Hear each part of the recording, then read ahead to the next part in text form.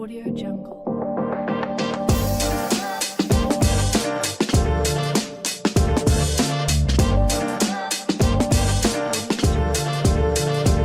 Hello guys, my name is Ali Urhan and I'm the host of this segment, and I'm gonna take an interview of the CEO of Marriott International Hotel, and he's the analyst with me. So our topic is leading with empathy, Arne Sorenson's legacy at Marriott International Hotel. So we are gonna discuss about the leadership theories, which is transformational, servant, authentic, and adaptive leadership. So I'm gonna start with the introduction. Hello, and we are presently exploring the case of Arne Sorenson, the former CEO of Marriott International, whose people-focused management has helped to change of one of the largest hotel brands in the world. This episode will concentrate on who Arne Sorenson was, his leadership approach, why he was hired as well, and what we can learn both good and bad about his experience. That's right, Hari.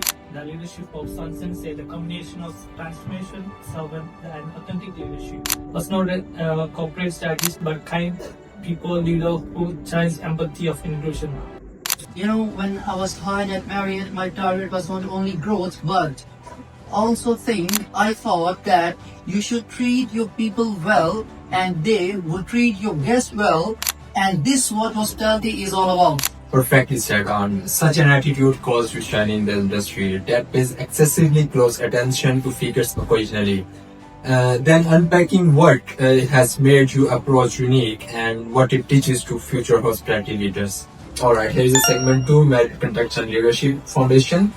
The first known family leader of Marriott was Arne Sorenson. Before the position of CEO in 2012, the company also became the largest hotel chain in the world, with more than 7,000 properties under its leadership, headed by him. However, he also paid a stronger focus to culture, belonging on top of growth. Yeah, that's right. The amalgamation was a huge task, and I wanted to ensure that the ancestors of Marriott survived, and that is to take care of the associate, and they will take care of the customers. People came first and expansion was important.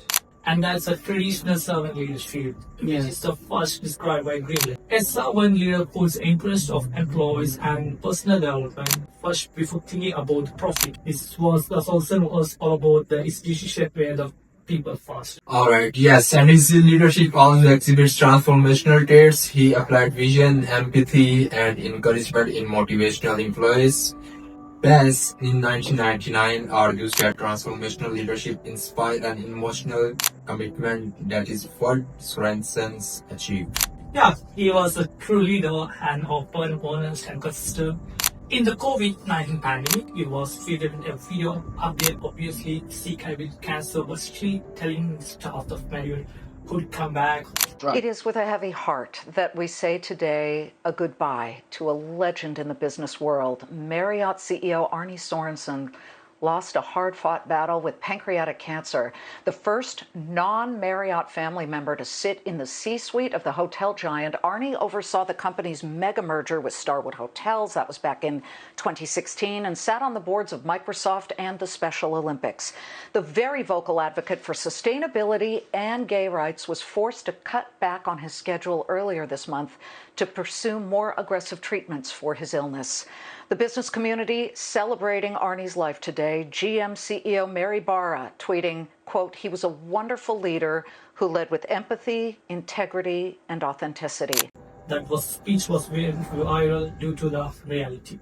Yeah, you know, I wanted my people to realize that regardless of what was happening, we were on one family. You can never lead successfully when you are hiding the truth from your colleagues.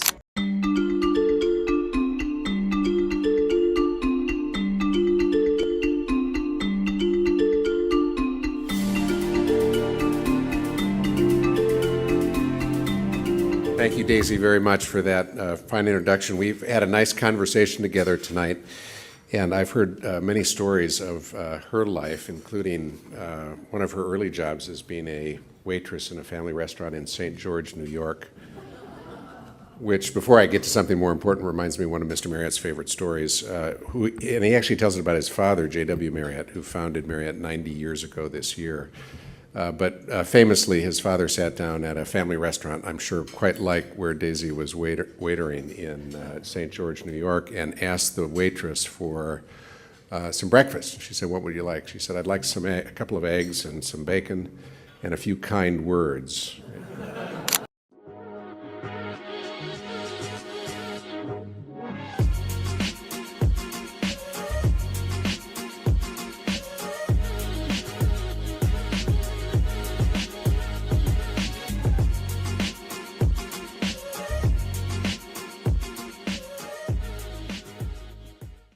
So here's the segment 3 with strengths and positive leadership impact. So what did you like the most about your leadership? What was it as that made you role model in the hospitality industry? Yeah, it's a very interesting question by you. The thing is, to start with, I believe in empowerment. The managers in all Marriott hotels were free to make decisions locally. It is not about micromanagement. Leadership is about trusting your people. It is the empowerment which innovates with theory of transnational leadership. Also argue with the employee empowerment results in innovation and increased engagement.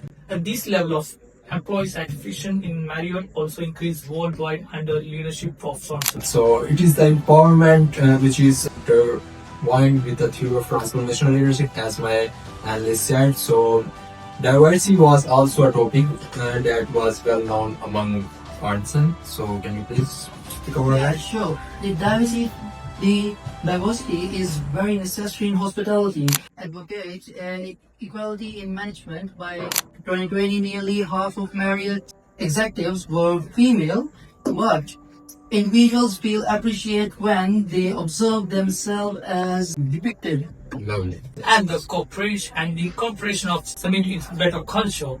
Marriott was declared in the list of Fortune of best place to work in many times. To be able to clearly associate these findings with your servant and authoritative leadership style. Could you please? Yeah, there's your adaptive leadership, particularly in the time of COVID-19.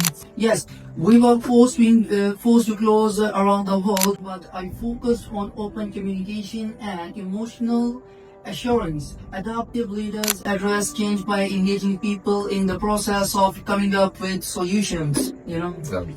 And if work is the level of trust between management and employees help the Marriott to survive one of the most challenging times in the history of the hospitality industry.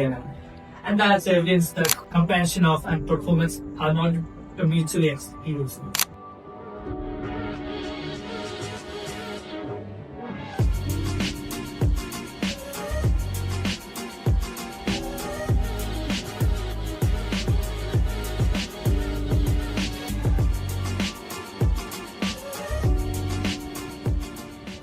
Yeah, so here we are with segment 4, objections and critics, the other side. At this point, we have to talk about the other side of the coin, since no leadership style has zero advantages and disadvantages. It's true. Depends on the weakness of transnational leaders. At the times, the employees tend to over-depend on a powerful leader. And Marriott had a century of time with change of leadership after the death of Sorenson in 2021. It reflects to an extent which people identified with him on the personal level, which it is a strong attribute that also risk. Yes, that is interesting. A culture of a company being too attached to single individual. Exactly. Emotional is another problem.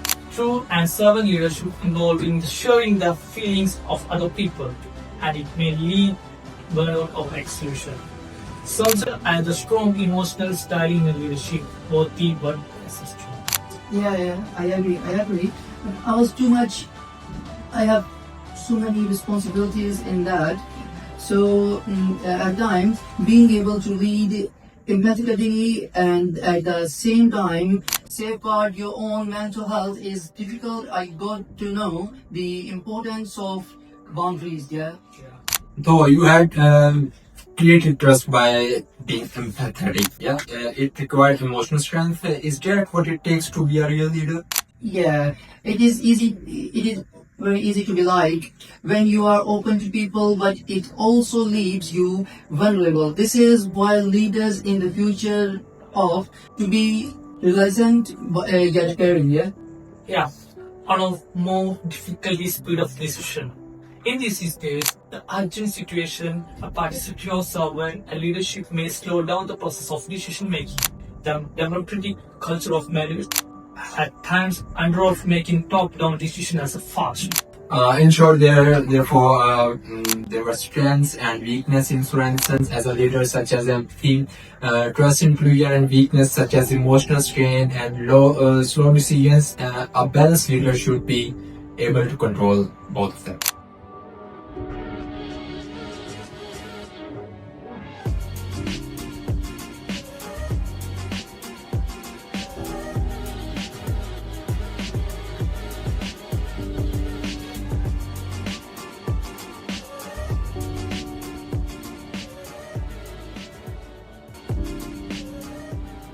For events and the real world outcomes. And this data also support its success. Employees engagement index of Marriott increased by like 15% from 2015 to 2020. The customer satisfaction scores as well, though demonstrating the leadership style can have a role of the quality of service. Yes, even as things occurred in pandemic, Marriott lost the image of caring organizations, and that is the leadership sustainability. Yeah, I did not want to want our culture to die with me. You know, the true leadership involves having system that outlive the leaders. Yeah, that's especially what the scholars prefer as a legacy of leadership. Yeah. When the principle of the leader, the whole still they following is tenure, like the soul's the concealer is apathy, it's not of the sign of the character but as a tactic. Go again with segment 6, recap and reflection. Before we conclude, we could recap that what we have discussed. The leadership of Arne Sorenson was built on the transformational vision, genuine honesty, and service care. These attributes contributed to the growth of Marriott and the rate at which it retained a people-centered culture. Yes, please. Yeah, the advantage of the first one is emotional, and the connection, empowerment, and the trust. It establishes a long-term loyalty and high performance. And the disadvantages dependency, emotional stress, and the decrease the speed of decision making. Makers of feel empathy that should be used in tandem with the strategic control. Yeah, I will advise I will advise the young leaders to the point that they must lead with purpose, but not with ego. You know, your people expand, the more your business expands, but never waste your energy as well in that thing. That's powerful. The story by reveals that hospitality leader is not running the hotels around the world, is it as it like running by the hearts. So thank you so much, Arne Sorenson, and by Alex Emma. Thank you to our listeners in the Leadership with Purpose. So here's our segments. Thanks so much. Thank you, Raf. Thank you.